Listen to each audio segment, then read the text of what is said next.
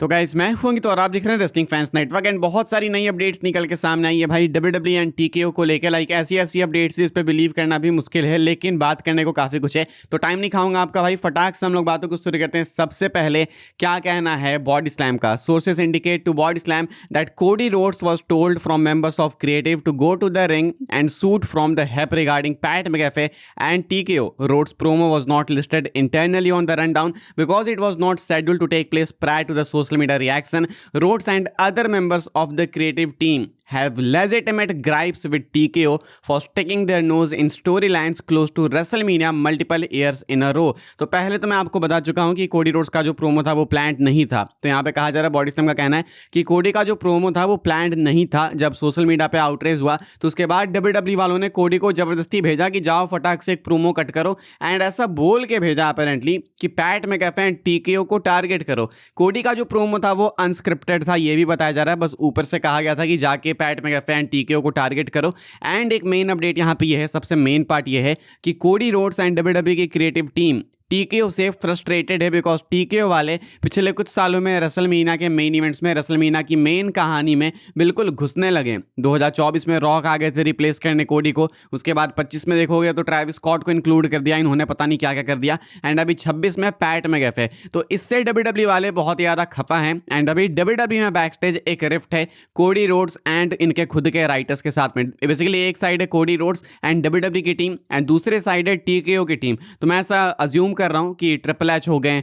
Cody Rhodes हो गए and बाकी जो ऑफिस में राइटर्स बैठते हैं वो एक साइड होंगे, एंड इसके अलावा TKO के एरी मैनुअल हो गए या बाकी एग्जीक्यूटिव्स हो गए या फाइनल बॉस हो गए, रॉक हो गए, ये लोग एक साइड होंगे। तो ऐसे में ये एक मेजर कॉन्फ्लिक्ट है। हालांकि इस पे बिलीव करना बहुत ही मुश्किल है। लाइक वी ऑल नो कि TKO WWE को ओन करती है, एंडेवर ओन करती है। Ari Emanuel is the main guy, वो जब चाहे तब ट्रिपल एच को रिप्लेस कर देंगे, जब चाहे तब कोडी को हटा देंगे। एंड अभी तक इतना तो देखो समझ आ ही गया है देख के कि WWE वाले क्या कर रहे हैं क्या नहीं कर रहे हैं उससे उनको ज़्यादा मतलब है नहीं, उनको पैसों से मतलब है। एंड उनको लगेगा कि अगर पैसे बनाने में दिक्कत आ रही है एंड उल्टा उनके ही एम्प्लॉयज जो उनके अंडर काम कर रहे हैं वो उन पे शॉर्ट्स ले रहे हैं, तो TKO वाले देखो भाई कुछ भी कर सकते हैं। इन्होंने साफ बोल दिया है पहले ही बहुत इंटरव्यूज में कि हमें फैंस से मतलब नहीं है, हमें पैसों से मतलब है, जब तक पैसे आएंगे हमें कोई टेंशन नहीं है। तो ऐसे में कौन सुपरस्टार इनके बारे में क्या बोल रहा है क्या नहीं बोल रहा है इनको इससे ज़्यादा मतलब होगा नहीं, उल्टा ये गुस्सा निकाल सकते हैं। तो इसलिए मुझे लगता है कि ये जो रिपोर्ट है कि WWE ने कोडी को भेजा कि जाके तुम TKO को टारगेट करो, ये मेरे लिए ज़्यादा सेंस बनाती नहीं है कि इतना दम आप में कहाँ से आ गया। लाइक इतनी अगर आपके पास पावर्स है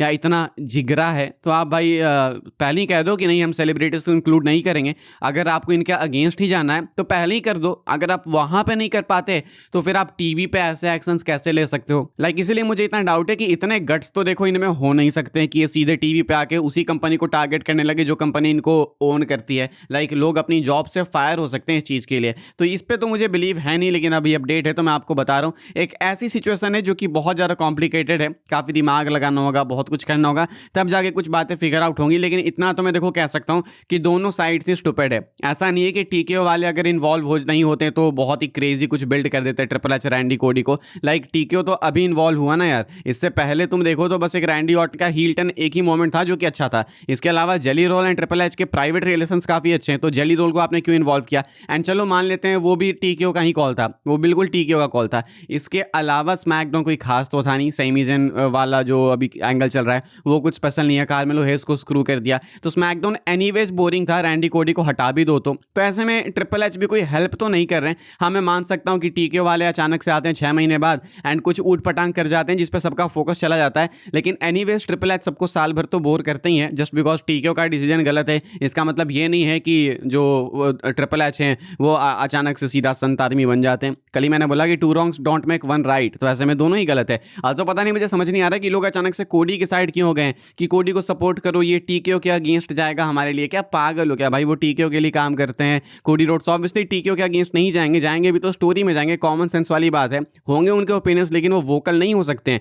TKO ही बॉस है तो वो TKO के अगेंस्ट नहीं जा सकते हैं। ऑल्सो कोडी के साथ क्यों सिंपैथाइज करना। Like Cody Rhodes is the person जिन्होंने ड्रू मैकिंटायर को स्क्रू किया। मैकिंटायर रेसलमेनिया में जाने वाले थे, कोडी ने बोला मुझे ऑर्टन को फेस करना है, तो कोडी ने खुद ये चुना। तो जब कोडी खुद ही पॉलिटिक्स कर रहे हैं तो फिर उस सेम चीज़ के लिए टीकेओ को कैसे ब्लेम कर सकते हैं? मेरे अकॉर्डिंग भाई करंट सिचुएशन में एक ही ऑप्शन है टीकेओ के पास, चुपचाप डब्ल्यूडब्ल्यू को सऊदी को सेल कर दो एंड विंस मैकमैन को वापस लाओ। डेफिनेटली एक रिस्की मूव है, लेकिन अभी भी जिस लाइन पे चल रहे हैं वो भी काफ़ी रिस्की है। ऐसे डब्ल्यूडब्ल्यू कभी भी कोलैप्स कर सकती है एंड अगर ये अपडेट सही है तो बैक स्टेज तो केओस है ही है। तो फिलहाल ये कुछ एक complete situation WW and TKO को लेके। ऑल्सो पैट मैकएफे का जो प्रोमो था वो भी अनस्क्रिप्टेड था, तो पैट मैकएफे आए एंड जो उन्हें बोलना था वो बोल गए एंड वो टीकेओ की तरफ से भेजे गए थे। तो ऐसे में इन्होंने जो भी बोला वो टीकेओ वाले सोचते होंगे, लाइक इन्होंने बोला कि कोडी कंपनी रून कर रहा है, बिजनेस को हाइप नहीं दे पा रहा, रेसलमेनिया के टिकट्स नहीं बिक रहे हैं, इससे वो खफा है। तो अगर टीकेओ ने भेजा पैट मैकएफे को एंड पैट मैकएफे ये सब बोल रहे हैं, इसका मतलब है कि टीकेओ वाले यही कुछ फील करते हैं डब्ल्यूडब्ल्यू के बारे में, ट्रिपल एच एंड कोडी के बारे में।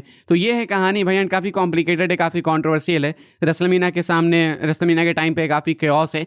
लेट्स सी यहाँ से कैसे चीज़ें मैनेज होती हैं। मार्क हेनरी ने कमेंट किया है पैट मैकएफे के इन्वॉल्वमेंट के ऊपर। ऑर्टन कोडी के फ्यूड में पैट मैकएफे की जो इन्वॉल्वमेंट है ये 99% लोगों को नहीं पसंद है एंड सही बात है भाई, क्यों ही पसंद आएगी? Like Pat McAfee out of all people sense नहीं बनाती है। मार्क हेनरी ने इसके ऊपर कमेंट किया है। मार्क हेनरी बिल्कुल उल्टा सोचता है एंड मार्क हेनरी का ऐसा कहना है कि एक अच्छा डिसीजन है। मार्क हेनरी को लगता है कि ये सही कॉल है एंड मार्क हेनरी का ऐसा मानना है कि डब्ल्यूडब्ल्यू वाले यहाँ पे इनको लाके वो अग्रेशन, टफनेस एंड वो एटीट्यूड एरा वाली वाइब, वो एनर्जी वापस लेके आ रहे हैं। हालांकि फैंस बिल्कुल जंप कर चुके हैं मार्क हेनरी पे कि ये क्या बकरे हो ऐसे बोल के। तो मार्क हेनरी की बातें लोगों के लिए सेंस नहीं बनाती, लेकिन मार्क हेनरी का मानना है कि पैट मैकएफे का इन्वॉल्व होना ज़्यादा बेटर है एंड फ्यूड को ज़्यादा पर्सनल बनाता है एंड ज़्यादा एटीट्यूड एरा वाली एनर्जी ला के देता है। आगे बढ़ते हैं, हम लोग बात करते हैं पैट मैकएफे की। शायद पैट मैकएफे फाइनल मास्टरमाइंड ना हो भाई, ये बस एक होप है, एक रूमर है, कोई अपडेट नहीं है।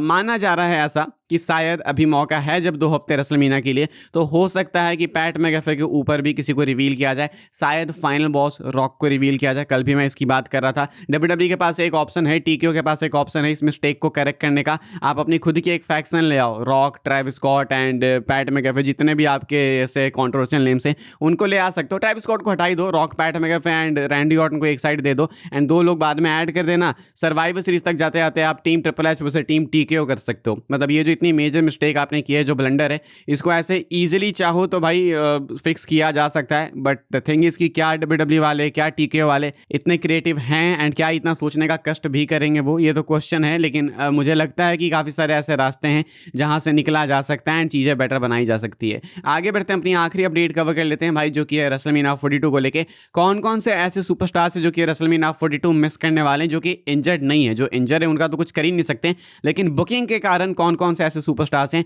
जो कि रेसलमेनिया 42 मिस करने वाले हैं, वो मैं आपको बता देता हूं भाई। एंड ये लिस्ट बहुत ही ज़्यादा लंबी है। कार्मेलो हेस को स्क्रू किया गया, Carmelo Hayes will not be at WrestleMania. फिलहाल तो देख के यही लगता है एंड सैमी जन के प्रोमो के अकॉर्डिंग भी यही लगता है कि कार्मेलो हेस तो नहीं होंगे मीनिया में। सोलो सिकोआ अगेन, ये शायद 4th ईयर इन अ रो भाई सोलो सिकोआ नहीं होने वाले मीनिया के कार्ड में। हालांकि फ्यूड इनकी चल रही है, लेकिन रेसलमेनिया में स्पॉट लेना बहुत ही मुश्किल है। इलिया ड्रैगनोव अगेन अनदर नेम जो कि पिछले कुछ सालों में रेसलमेनिया में नहीं देखने को मिला डिमांड के बावजूद भी, एंड इस साल भी सेम ऐसा लग रहा है। डैमियन प्रिस्ट नहीं होते हुए दिख रहे हैं। डैमियन प्रिस्ट थे रेसलमेनिया 40 में भी, 41 में भी थे, फार्म नॉट रॉन्ग, एंड अभी नहीं देखने को मिल रहे हैं। जूलिया का ना होना काफी शॉकिंग है, बिकॉज जूलिया एक डिजर्विंग टैलेंट है, यूएस चैंपियन भी है, लेकिन जूलिया नहीं है। टिफनी का भी नेम काफी शॉकिंग है कि वो रेसलमेनिया के कार्ड में नहीं होगी। टिफनी वैसे रेसलमेनिया के ओरिजिनल प्लान्स में थी कि इनको जेड कार्गिल के सामने डाला जा सकता है, लेकिन ये प्लान्स हटा दिए गए बाद में जब रिया रिप्ली को ऐड किया गया। रॉक्सैन पेरेज मिस करने वाली है। कायरी सेन का भी नाम दिया जा रहा है। मुझे लगता है कायरी सेन रेसलमेनिया में होंगी एज अ कंपेटिटर नहीं, लेकिन रिंग साइड तो होंगी अगर आस्का ईओ स्काई का मैच सेट किया जाएगा तो, एंड शायद वहीं पे कायरी सेन का टर्न होगा आस्का के ऊपर। एल ग्रांडे अमेरिकानो का मैच रूमर था कि वो होगा OG El Grande Americano versus El Grande Americano, लेकिन अभी ये मिस करने वाले हैं।